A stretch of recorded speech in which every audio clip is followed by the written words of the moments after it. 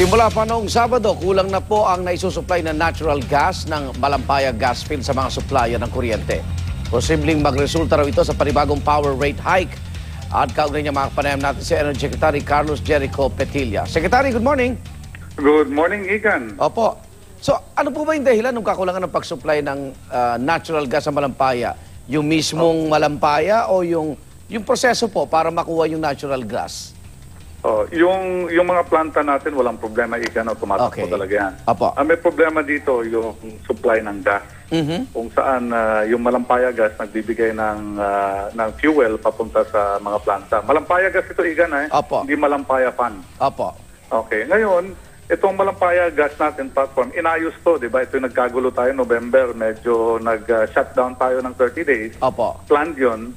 At isa sa mga ginawa doon, nilagay natin yung Malampaya 2 na wells. Okay, panibagong mga wells ito. Itong mga wells na to, tumakbo ito, kaya lang nagkabara-bara kasi hindi nila akalain ganong karami ang debris. Ganon naman talaga nangyari pag bago may debris. Hindi lang nila alam na ganito kadami, no? Opo. Inaayos na nila to, at ang last na report sa akin was ang mga filter dinala doon sa platform at Opo. ngayong araw, dapat normal na ang takbo nito.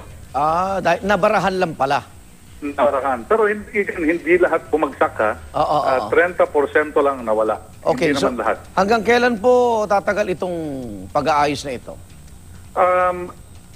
Supposed to be ang report nila by Thursday, pero mukhang mapapaaga. Mukhang ngayong araw kaya nilang ayusin ito. So, wala naman hong epekto sa singil ng kuryente dahil kung kulang, baka kumuha na naman sa ibang supplier ng kuryente ang mga distributor, Secretary. Ang sa akin dito, kung titingnan natin ang mga kontrata nila, kapag ang Malampaya nag-shutdown at ito'y unplanned, kumbaga tumirik lang bigla, hindi naman ito plinano.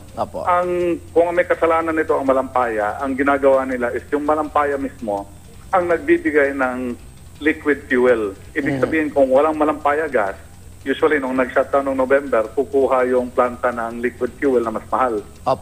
At i-charge niya sa Meralco. Pero in this case, sila ang... Ano po, Secretary? Secretary? Secretary?